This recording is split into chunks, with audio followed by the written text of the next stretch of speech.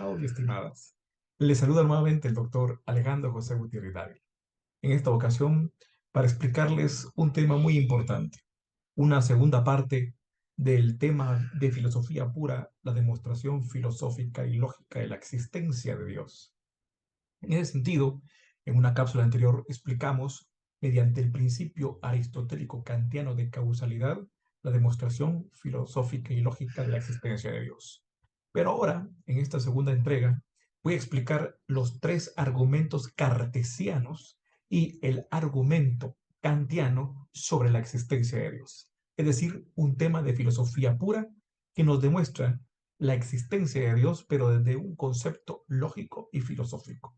Vamos a empezar con los tres argumentos cartesianos. Para eso tenemos que recordar que el gran filósofo francés René Descartes, en sus meditaciones metafísicas, expone tres argumentos sustanciales para comprobar y demostrar la existencia de Dios, que son el argumento nociológico, el argumento cosmológico y el argumento ontológico. Vamos a iniciar explicando el argumento nociológico. El argumento nociológico, el conocimiento. Muy bien, nosotros los seres humanos, siendo imperfectos, limitados, temporales y terrenos, tenemos la idea de perfección. ¿Cómo es posible que nosotros, siendo imperfectos en un mundo imperfecto, poseamos la idea de perfección? Esto no puede venir de nuestro propio ser porque somos imperfectos. Tampoco puede ser percibido por otros sentidos porque nuestros sentidos son imperfectos.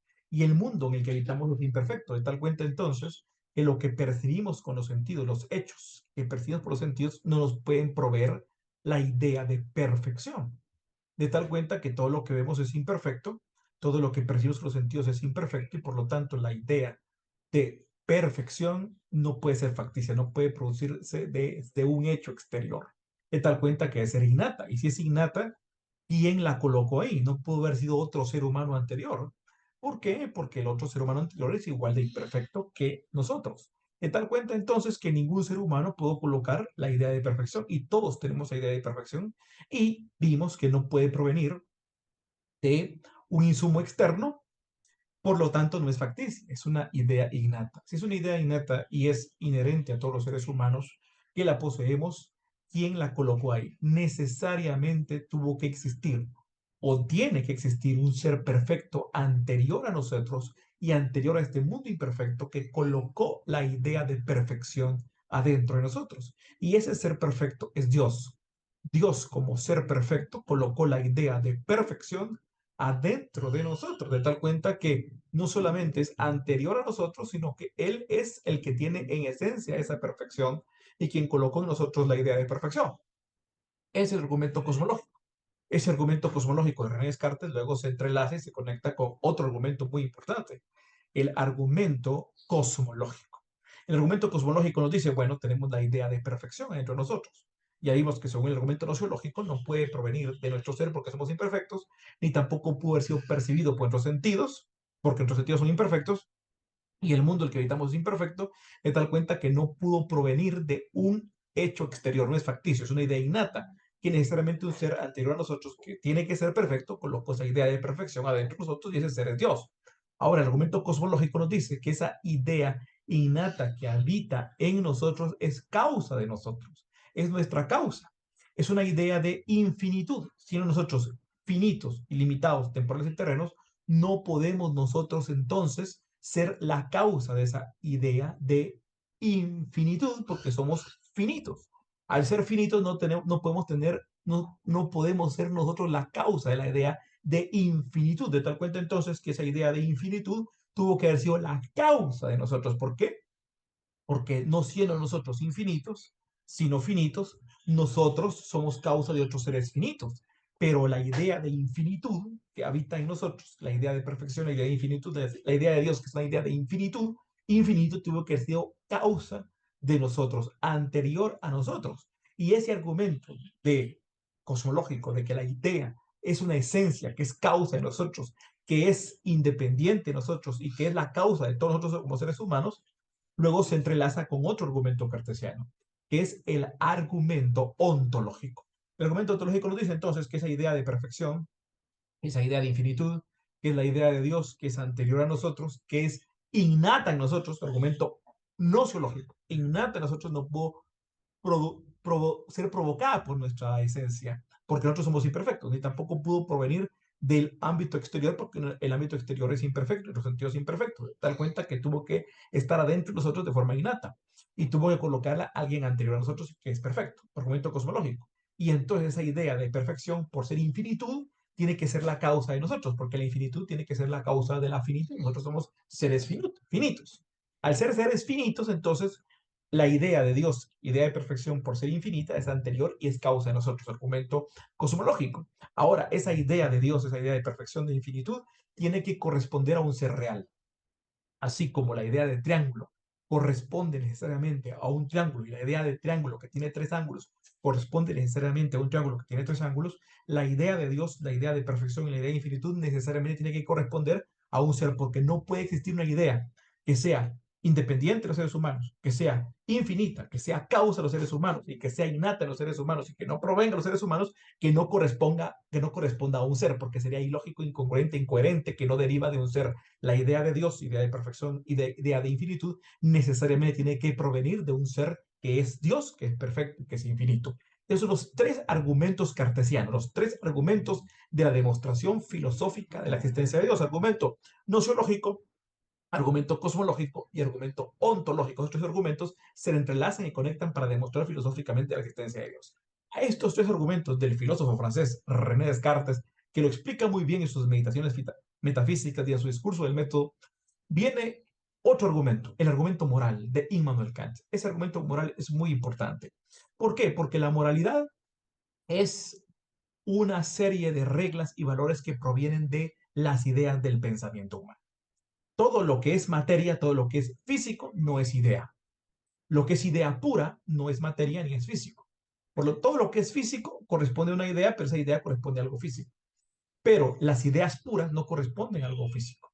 Y las reglas morales surgen de esas ideas puras. Por ejemplo, la idea de honorabilidad, de honor, honradez, rectitud, de integridad, de respeto, de solidaridad, de lealtad, de libertad, de igualdad, de dignidad, son ideas que no corresponden a nada físico ni a nada material. Son ideas morales.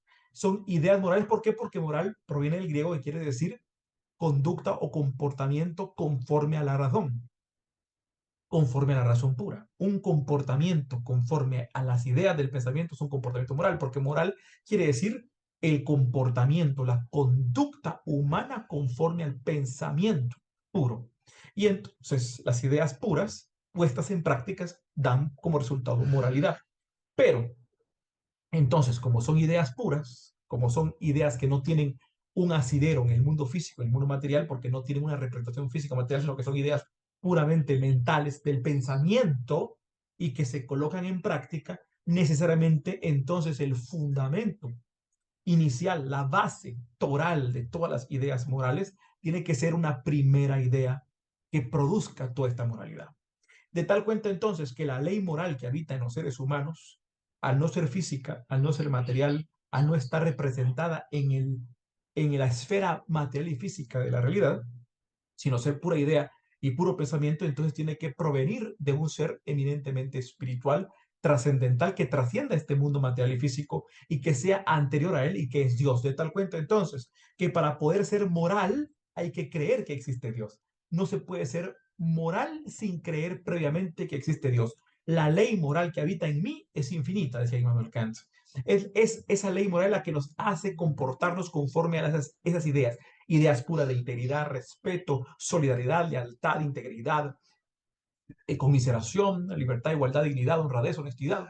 Esas son ideas puras que no tienen un asidero en el mundo físico material y que necesariamente tienen que tener un origen en una primera idea que debe ser igualmente generadora de toda la moral. Entonces, la ley moral que habita en nosotros los seres humanos, que nos hace comportarnos moralmente, demuestra filosóficamente la existencia de Dios, porque no puede existir un comportamiento moral proveniente de las ideas que no tienen un asidero en la representación física y material, que no provenga de una inicio, de una idea inicial que produzca y que genere todas esas ideas morales. Pero esta idea inicial tiene que corresponder a un ser realísimo que es anterior a toda la realidad física y material. De tal cuenta entonces que se comprueba y se demuestra la existencia de Dios a través de la moralidad. La ley moral existe y el comportamiento moral existe porque existe un Dios moral que es la fuente de toda la moralidad, que como idea suprema y fundamental genera todas las demás ideas puras que representan el comportamiento moral. De tal cuenta entonces que la ley moral que habita en los seres humanos y el comportamiento moral es la prueba de la existencia de Dios, de un Dios moral generador de la razón pura, de las ideas puras y del comportamiento conductual del ser humano conforme a las ideas. Así entonces complementamos a los tres argumentos cartesianos de la existencia de Dios que demuestran filosóficamente la existencia de Dios, argumento nociológico, ontológico y cosmológico, como los argumentos que demuestran filosóficamente la existencia de Dios desde el punto de vista de la explicación del filósofo René Descartes, se suma el argumento moral de la demostración de la existencia de Dios del gran filósofo de Königsberg, Immanuel Kant. Aquí entonces les he explicado los argumentos desde la explicación del filósofo René Descartes y el postulado del filósofo Immanuel Kant, dos de los grandes filósofos de toda la historia, que con sus argumentos nociológico, cosmológico y ontológico, en el caso de Descartes, el argumento moral en el caso de Immanuel Kant, se demuestra irrefutablemente, taxativamente y de forma categórica la existencia de Dios por medio de argumentos filosóficos. Así que, si quieren seguir recibiendo contenido de mucha utilidad sobre filosofía, filosofía del derecho, derecho constitucional y todas sus ramas, recuerden suscribirse a mi canal Filosofía del Derecho, Doctor Alejandro Gutiérrez. Así que los esperamos en próximas cápsulas para que reciban contenido de mucha interés. Así que pulgar arriba si les gustó este video para seguir recibiendo contenido de mucha importancia sobre este y otros temas muy importantes. Ha sido un gusto compartirles sobre los argumentos filosóficos de René Descartes y de Immanuel Kant que demuestran filosóficamente y lógicamente la existencia de Dios. Saludos a todos y a todas.